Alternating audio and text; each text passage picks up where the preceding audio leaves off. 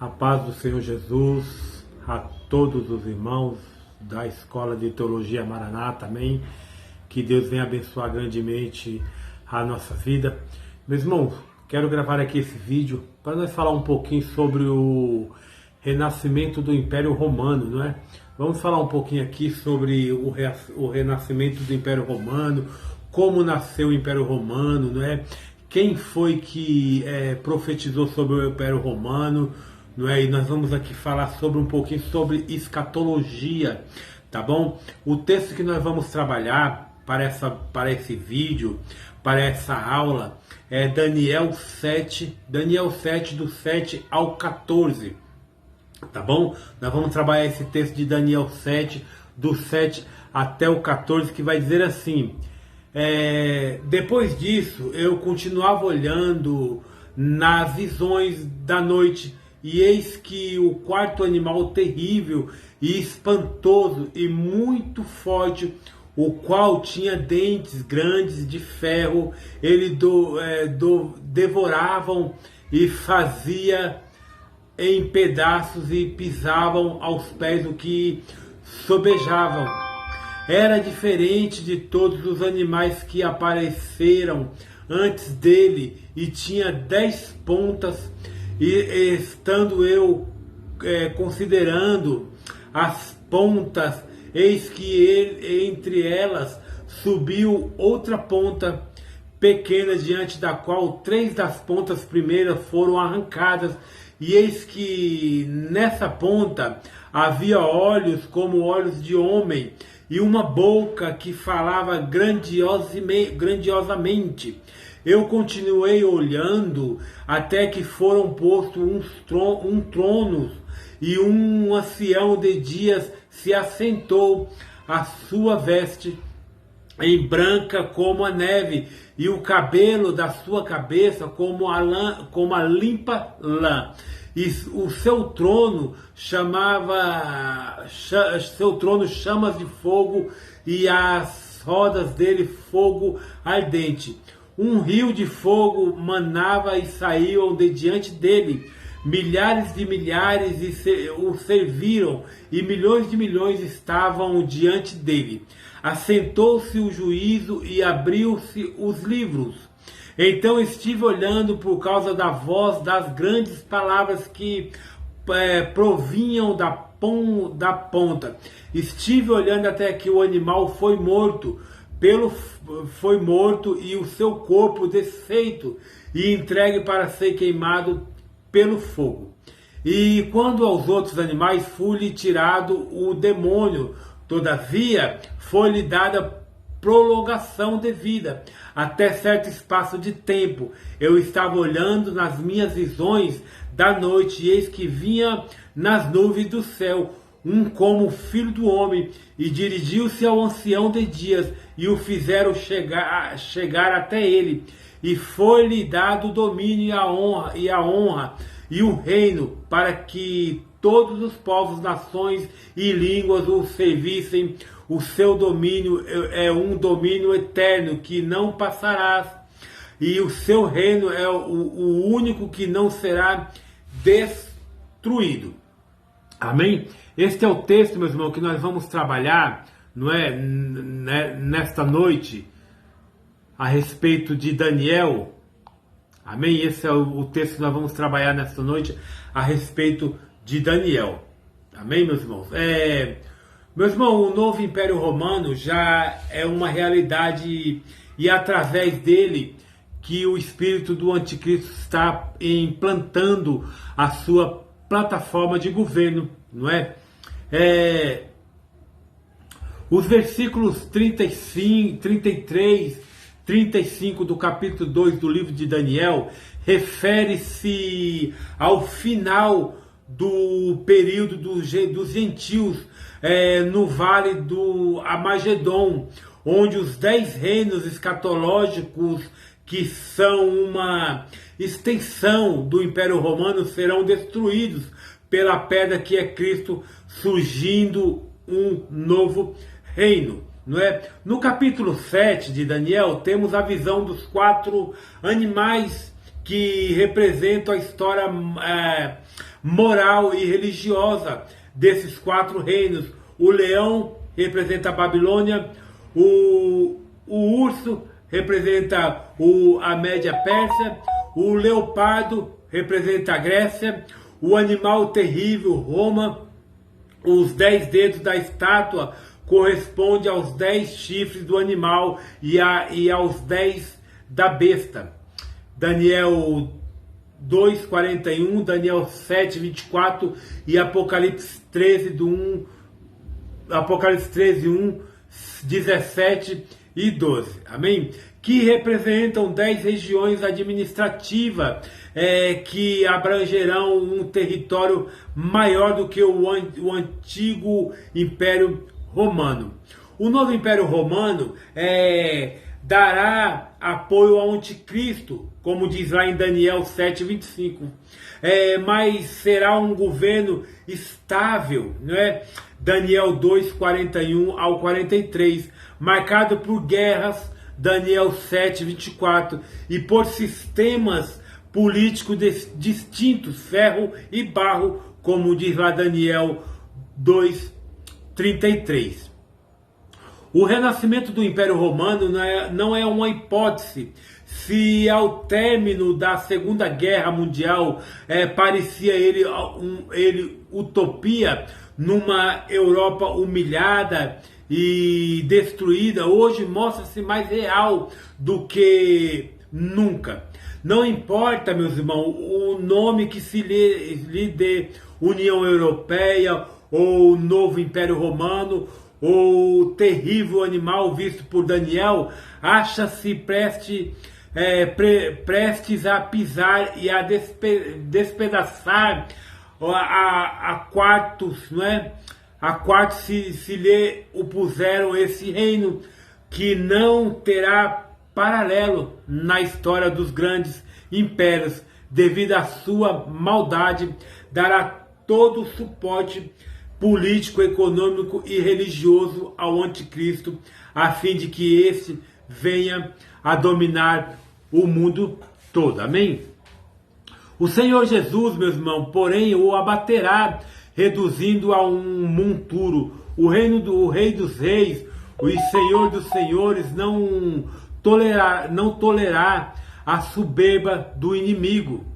A Europa unificada, por conseguinte, não é um mero fenômeno político, mas o cumprimento da profecia bíblica, e o que veremos nesta lição. Amém? Nós veremos aqui nessa lição sobre, não é, o fenômeno da política, mas o cumprimento da profecia bíblica, não é? Primeiro ponto que nós vamos trabalhar, a origem do Império Romano. Vamos entender aqui um pouquinho sobre a origem do Império Romano, como que ele surgiu, de que maneira surgiu, como foi fundado, amém? É isso que nós vamos trabalhar aqui sobre a origem do Império Romano. O Império Romano, fundado em 753 a.C., foi a cidade de Roma, estendendo-se até assenhorar-se dos mais distantes e desconhecidos reinos. Seus domínios iam da Europa à Babilônia, englobando o norte da África e o Oriente Médio. Amém? Em 66 a.C., as forças romanas chegaram à Terra Santa, comandadas pelo general Pompeu. Conquistaram o território israelita e subjugaram Jerusalém, mostrando nenhum respeito ao vencido. Pompeu invade a casa de Deus, escarnece dos ministros do altar e profana o Santo dos Santos. O terrível animal começava a exibir suas garras, né? Então Pompeu, ele invade Jerusalém, não é? Ele não demonstra nenhum respeito à casa do Senhor, e escarnece dos ministros do altar e profana o Santo dos Santos. Segundo ponto, o Império Romano na Bíblia. Meu irmão, a profecia de Moisés a Europa era praticamente desabitada quando Moisés profetizou a seção de Roma como a grande opressora dos filhos de Israel. O Senhor levantará contra ti uma nação de longe, da extremidade da terra, que voa como a águia, nação cuja língua não entenderás, nação feroz de rosto, que não atentará para o rosto do velho, nem se apiedará do moço. Deuteronômio 28, 49 e 50. Foi essa a profecia de Moisés. Foi exatamente isso que aconteceu no ano 70 de nossa era, quando o exército romano, comandado por Tito, ele destruiu toda Jerusalém, derribaram o santo templo e dispersaram os poucos judeus que sobreviveram à ira romana, não é? A profecia de Daniel, meu irmão, em duas ocasiões distintas, o profeta Daniel refere-se tipologicamente ao Império Romano. No capítulo 2, escreve ele a aparência exterior deste, ao passo que no capítulo 7 revela a sua índole e caráter. A sua aparência exterior e o quarto reino será forte como ferro, pois como o ferro esmiuça e quebra tudo, como o ferro quebra todas as coisas, ele esmiuçará e quebrantará. Daniel 2:40. Meu irmão, o seu caráter, depois disso eu continuava olhando nas visões da noite, e eis que o quarto animal terrível e espantoso e muito forte, o qual tinha dentes grandes de ferro, ele devorava e fazia em pedaços e pisava aos pés o que sobejava. Era diferente de todos os animais que apareceram antes dele, tinha 10 pontas. Daniel 7:7. E no capítulo 13 de Apocalipse, o Império Romano, mostrando como a base para os dois representantes de Satanás, a besta e o falso profeta. Veja como as profecias de Daniel acham-se em perfeita harmonia com as de João, não é? Terceiro, tentativa de se erguer o Império Romano. Né? Vamos aqui entender a tentativa de se erguer o Império Romano. Não foram poucas as tentativas de se ressuscitar o Império Romano. O que dizer do Sacro Império Romano Germânico, ou das tentativas da Igreja Católica em ocupar o espaço deixado pelos imperadores de Roma? No início do século, né, o imperador francês Napoleão Bonaparte, à frente de um formidável exército, saiu a unificar uma Europa retalhada por ódio, né, e nacionalismo irreconciliáveis. Ele, porém, fracassou como haveria de fracassar Adolfo Hitler durante a Segunda Guerra Mundial. Se por um lado, meus irmãos, ostenta a Europa a dureza do ferro, por outro mostra-se tão frágil quanto o barro. Além do mais, como pode o ferro unir-se ao barro, não é? Agora vamos entender um pouquinho o Império Romano na Europa escatológica. Que ninguém se engane, a era escatológica já chegou. É uma de suas maiores evidências, é o ressurgimento do Império Romano, que desta feita terá as seguintes características. Apesar das aparências, estará cronicamente dividido, e como os artelhos eram em parte de ferro e em parte de barro, assim para uma parte o reino será forte, não é? E por outra será frágil, quanto ao que viste do ferro, misturado com barro de lodo, mistura-se-ão com semente humana, não é? Mas não se ligarão um ao outro, assim como o ferro se não mistura com o barro, como diz Daniel 2:42 ao 43. E houve um tempo, meus irmãos, na Europa que, não obstante o parentesco de seus monarcas, estavam esses sempre em guerra, foram-se quase todos os reis e veio a União Europeia. A situação, porém, em nada foi alterada, não é?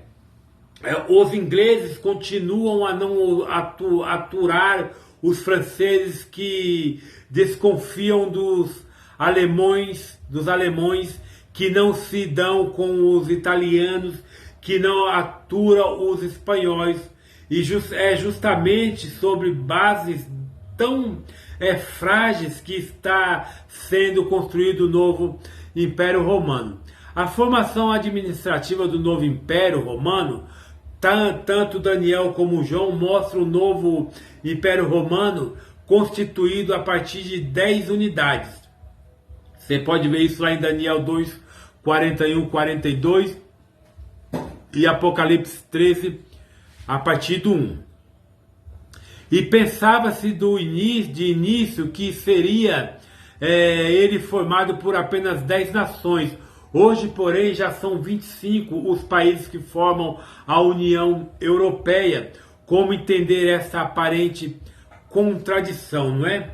Na verdade, meus irmãos, não são 10 países, não é? Não são 10 países, e sim 10 regiões administrativas que abrangerão um território maior do que o antigo Império Romano. Logo, o novo Império Romano, meus irmãos, ocupará não somente a Europa, mas também o norte da África e o Oriente Médio. Por consequente, cada região administrativa será composta por mais de um país.